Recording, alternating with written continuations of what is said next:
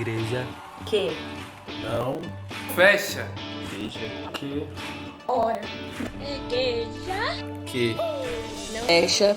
Igreja. Ora. Igreja. Que. não, Fecha. igreja, Que hora? Eu sou casa de Deus.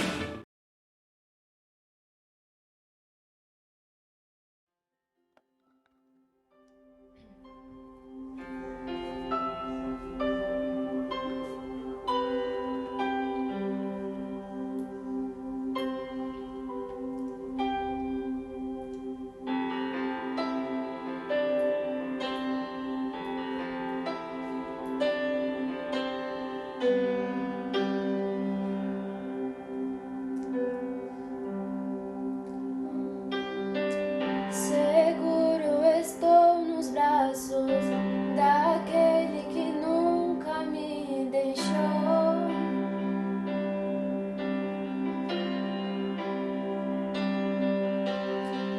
Teu amor perfeito sempre esteve repousando em mim.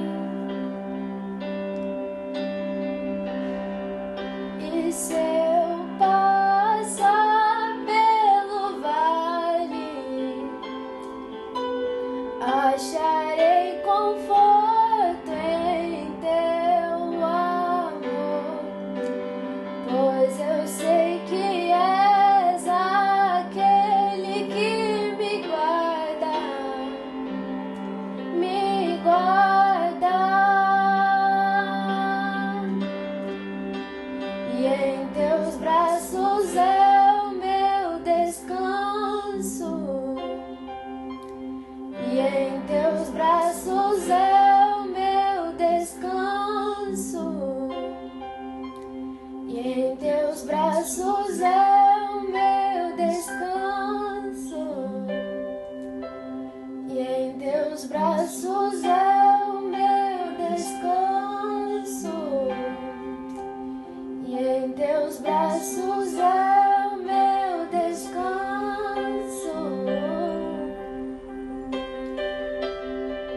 Seguro estou nos braços daquele que nunca me deixou.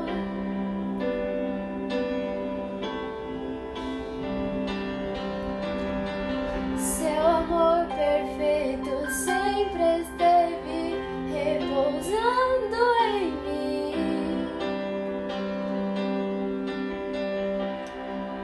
E se eu passar pelo vale, acharei conforto em teu amor, pois eu sei que és aquele que me guarda,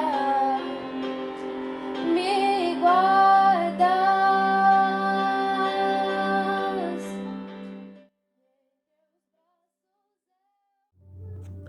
Oremos. Deus amado, Deus querido, Senhor, entramos, Pai, na Sua presença, Pai. Primeiramente, Deus, para Te adorar, para engrandecer, Senhor, o Seu nome, porque o Senhor é um Deus santo, o Senhor é um Deus onipotente, onipresente, onisciente, Senhor.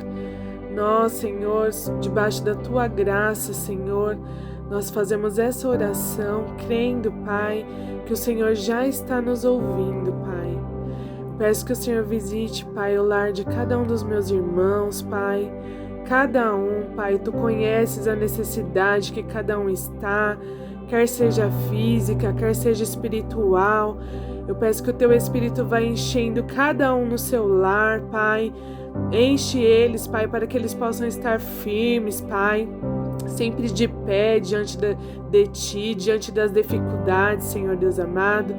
Eu peço que o Senhor nos guarde, nos proteja, Senhor, cada família, Pai.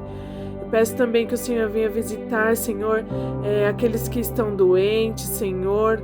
O Senhor conhece cada um que está precisando de Ti nesse momento, do Teu socorro, Pai. Nós recorremos a Ti porque o Senhor é o Deus presente na hora da tribulação, Pai. Nós sabemos que de Ti, Senhor, virá o socorro certo e necessário, Senhor. Pai, nós confiamos em Ti, Senhor, que ainda o Senhor há de fazer dias melhores, Pai. Eu sei que o Senhor está trabalhando, porque todas as coisas cooperam para o bem daqueles que Te amam, Senhor. Pai, Deus amado, Deus querido, eu peço também, Pai, que o Senhor venha visitar os hospitais, Senhor. Cada leito de UTI, Pai, que o Senhor venha derramando a sua cura, Pai. Nós precisamos de Ti, Senhor. Nós necessitamos de Ti nas nossas vidas. Nós sabemos que o Senhor é um Deus que tem cuidado de nós, não tem deixado faltar nada, Senhor, para as nossas famílias, Pai. Tem nos livrado de todo o mal, Pai. Nós Te engrandecemos o Teu nome, Pai. Por isso, Senhor Jesus, eu peço também, Senhor, que o Senhor continue colocando a Sua mão sobre os nossos governantes, Senhor Deus amado, desde a presidência, Senhor, o governador, Senhor, os prefeitos, Senhor. Coloca a Sua mão de poder, Pai, para que venha dar a solução certa, Pai, que o povo não venha ficar perecendo, sofrendo, Senhor, porque nós sabemos que o Senhor ainda há, Pai Deus amado, de nos livrar de tudo isso, Pai. É nessa fé, Pai, que nós estamos, que o Senhor está no controle de tudo, Pai. Muito obrigado pelo Seu cuidado, Senhor. Muito obrigado, Senhor, pelo Teu amor por nós. É no nome santo de Jesus que nós fazemos essa oração. Amém.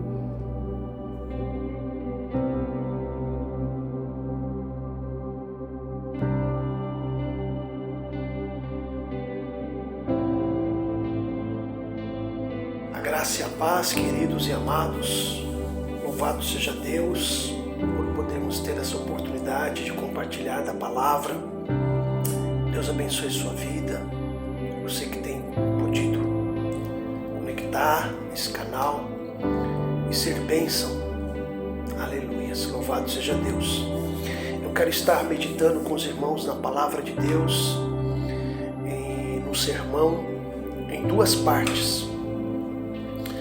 O sermão é intitulado A Prisão do Conhecimento. E quero citar aqui a frase de Enéas Carneiro, aquele mesmo que foi candidato a presidente da República pelo PL. Lembram dele? Ele disse o seguinte: a ignorância aprisiona, mas o conhecimento liberta. A ignorância aprisiona, mas o conhecimento liberta. E essa frase, eu creio que ela está em consonância, está alinhada com aquilo que a Bíblia diz ali em João 8,32, quando o Senhor Jesus falou: conhecereis a verdade e a verdade vos libertará. Queridos e amados, eu creio que a igreja moderna, a igreja brasileira, tem passado por um momento de desconhecimento. E esse desconhecimento, que ao meu ver, encontra-se aprisionado, é um perigo. O profeta Oséias, no capítulo 4, no versículo 6, ele já pregava: o meu povo está sendo destruído porque lhe falta conhecimento. A falta de conhecimento. Às vezes o conhecimento até existe, porque a Bíblia está aí diante dos nossos olhos, a tecnologia, mas nós queremos tudo pronto, não queremos ler, não queremos estudar, não queremos nos aprofundar. Apesar de sermos essa geração privilegiada, com acesso à informação, muitos de nós temos deixado de usufruir.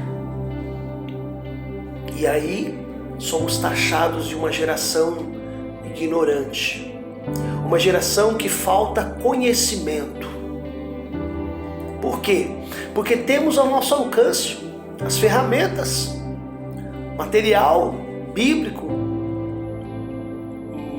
Temos a Bíblia, por exemplo, traduzida em várias versões. Temos áudios, temos vídeos, temos recursos.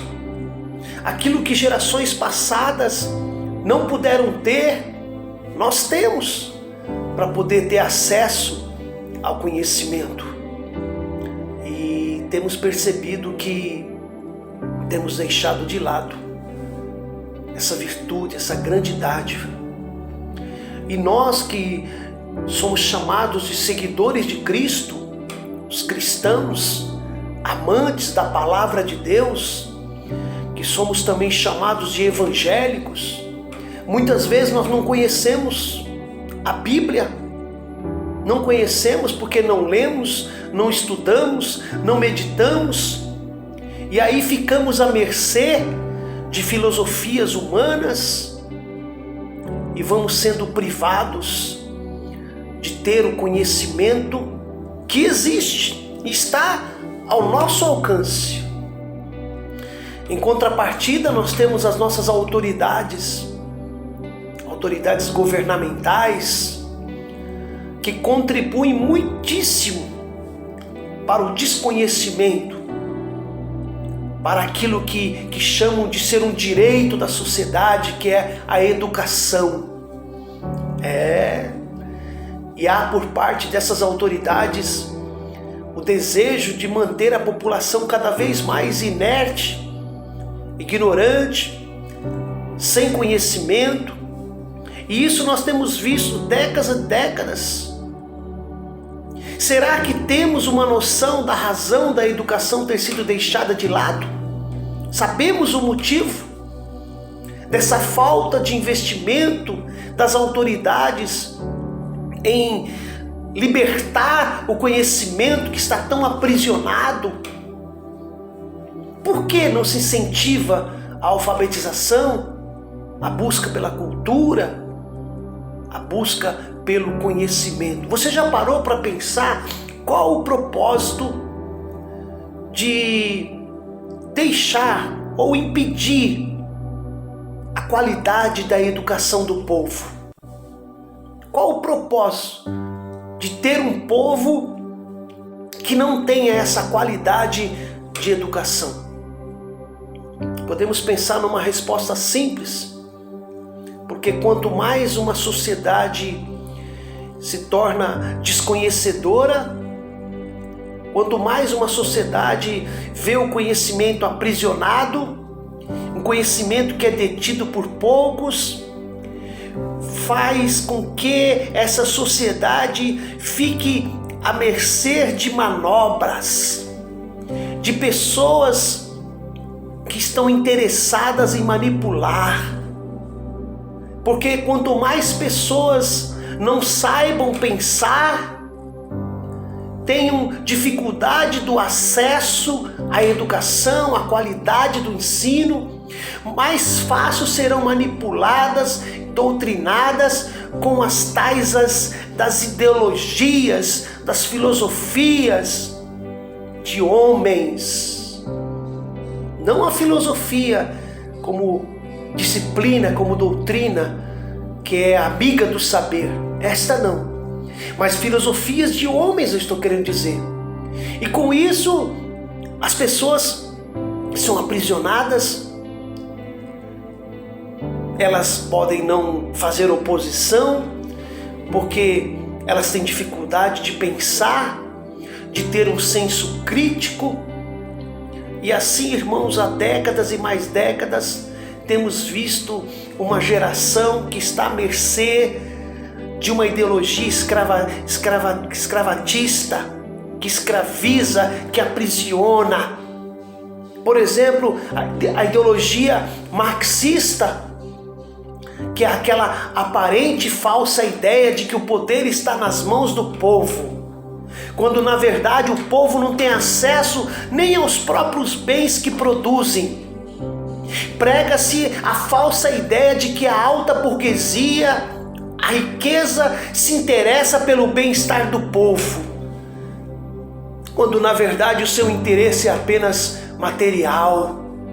interesse em que este povo produza cada vez mais e mais para enriquecer os seus senhores feudais. É isso que quer a ideologia marxista. Fabricar pessoas que sejam manipuladas. E essas ideologias marxistas não querem que hajam homens pensantes, homens críticos, homens que vejam a diferença. Pois é, irmãos, o marxismo está aí, produzindo homens amantes de si mesmo, corruptos, cada vez mais corruptos. Infelizmente, irmãos, tem uma sociedade que está às margens do conhecimento e da educação. E muitos não sabem o que é isso. Não sabem que se trata de uma manipulação, pois não tem informações suficientes, as informações não chegam, quando chegam de forma distorcidas, porque para manipular, para controlar, essa é a ideia. Homens de autoridades que estão doutrinando a sociedade com pensamentos marxistas, ateístas, imorais, que defendem o sistema de corrupção, de imoralidade, criam leis para cada vez mais divulgar, espalhar, disseminar essas ideias. Mas o que dizer da Igreja de Cristo? A igreja chamada Igreja Evangélica. Será que essa prisão do conhecimento também passa por nós, irmãos? O que temos visto na história da igreja cristã, a história da igreja cristã evangélica no Brasil, o que temos visto é um desvio da essência, da originalidade. Muitos não têm o hábito de ler a Bíblia, aceitam e acreditam naquilo que são ensinados nos seus púlpitos, não contestam nada, aceitam alguns, para não dizer todo tipo de doutrina, sem saber que não são bíblicas e que são falsas. Hoje temos de tudo um pouco, irmãos. Temos lideranças que só envergonham cada vez mais o Evangelho.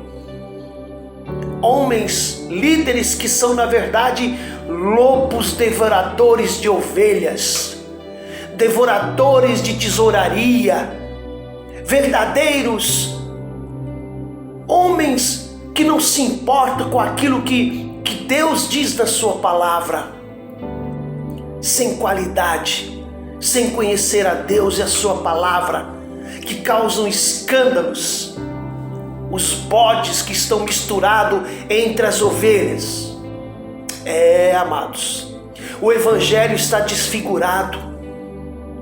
Hoje o Evangelho está se misturando com autoajuda, com misticismo, com magia, com crendices, com bruxarias. Um Evangelho que não tem mais o poder de salvar. Este não é o Evangelho, irmãos. Isso é algo que a Bíblia diz que é anátema. E nós, Igreja de Cristo, o que temos feito? Há mais de 500 anos surgiu uma fagulha, um vislumbre. A Bíblia era deixada de lado.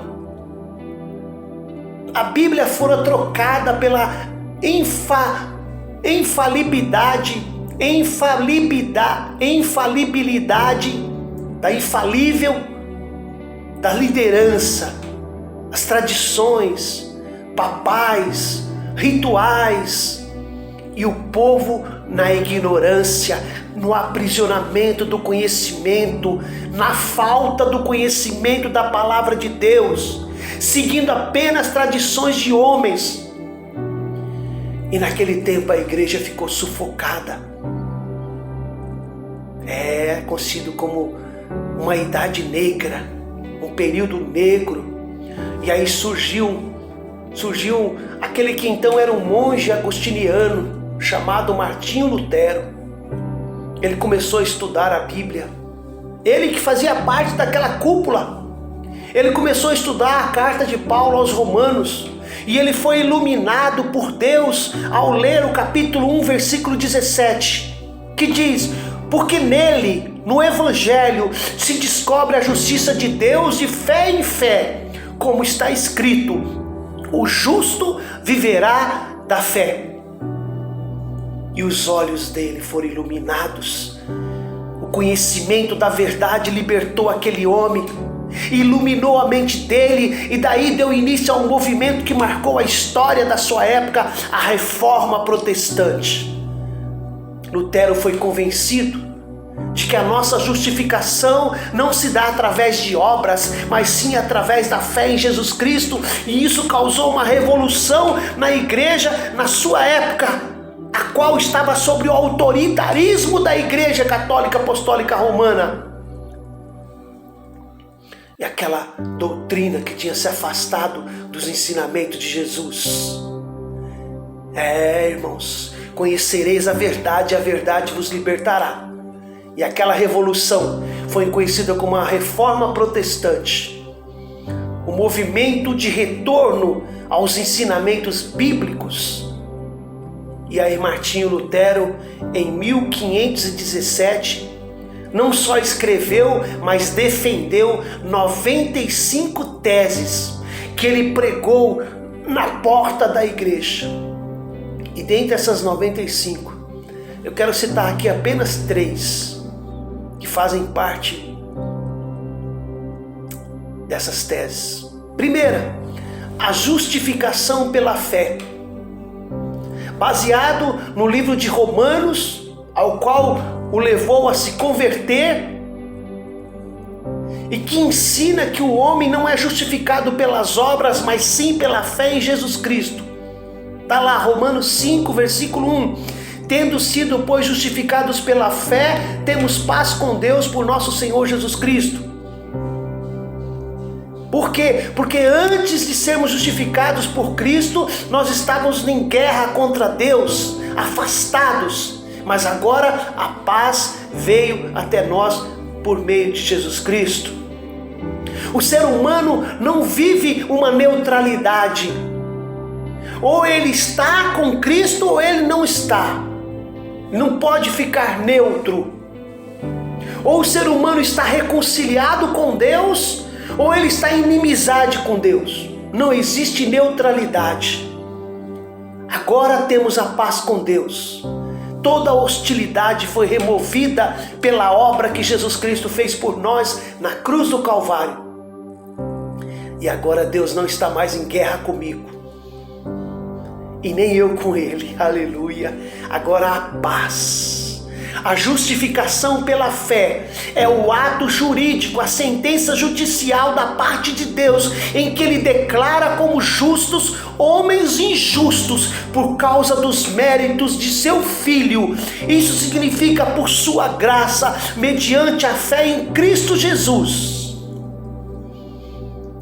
A segunda tese das 95 que ele pregou na porta da igreja, a infalibilidade da Bíblia. Ele passou a considerar a Bíblia infalível, acima de toda e qualquer tradição religiosa, acima de toda e qualquer autoridade papal, que até então era infalível. E a Bíblia ficaria então abaixo, sujeita àquela interpretação. Lutero afirmou que a Bíblia estava acima de qualquer autoridade papal, porque é a palavra de Deus inspirada pelo Espírito Santo. A Bíblia é infalível, ela não falha, enquanto que homens, autoridades, sejam elas papais e todo clérigo, são falíveis. Terceira tese das 95 que ele pregou: o sacerdócio de todos os crentes. Lutero negava o conceito que afirmava ter o Papa poderes sobrenaturais por ser o intermediário entre o povo e o Deus. Ele passou a negar, ele passou a dizer não é necessário. Agora, cada cristão, cada servo, cada seguidor de Jesus é um sacerdote e tem livre acesso à presença de Deus. Não precisamos mais de um intermediário a não ser o Senhor Jesus Cristo. Ele sim é o nosso único intermediário. Homem nenhum pode ser mais intermediário. É o sacerdócio. Cada crente pode se dirigir a Deus. Foi um movimento de volta ao conhecimento que liberta. O estudo da Bíblia, o conhecimento da Bíblia para o povo, o acesso à Bíblia pelo povo, voltou-se à pregação da Bíblia, dos evangelhos, os ensinamentos de Jesus foram retomados, foi uma volta, foi um retorno, uma volta de 180 graus. A verdade liberta, o conhecimento não pode ser aprisionado. Assim a profecia de Oséias 4:6 diz que o meu povo está sendo destruído porque lhe falta o conhecimento. E o ensino de Jesus: conhecereis a verdade e a verdade vos libertará. Trouxe luz, a verdadeira luz que alumia o homem. A igreja cristã vive o conceito infalível de Jesus, que apenas Ele liberta. O conhecimento humano aparenta libertar, mas não liberta ninguém. Pelo contrário, gera orgulho, escraviza. Só o conhecimento da verdade do Evangelho de Jesus Cristo é que liberta. As ideologias aprisionam a mente humana. Pensadores manipulam o povo em busca dos seus próprios interesses, porque são homens amantes de si mesmo. E Jesus declarou: eu sou o caminho, e a verdade, e a vida. Ninguém vê o Pai senão por mim. João 14:6. Fora de Jesus não há verdade. E o povo se ilude facilmente com enganos, com encantos, com mandingas, com feitiçarias, que tem a aparência de verdade, mas que no fundo somente vem para aprisionar. Essa primeira parte desse sermão, a prisão do conhecimento. Deus possa nos iluminar, irmãos, e que possamos buscar na Bíblia, em todas as ferramentas disponíveis, necessárias, que estão aí diante de nós, nos aprofundar no conhecimento e deixarmos de ser pessoas manipuladas, controladas, que não têm senso crítico. Que Deus possa nos iluminar, o Espírito Santo nos ajude. Espero ver você na segunda parte desse sermão, a prisão do conhecimento. Até lá, Deus te abençoe em nome de Jesus.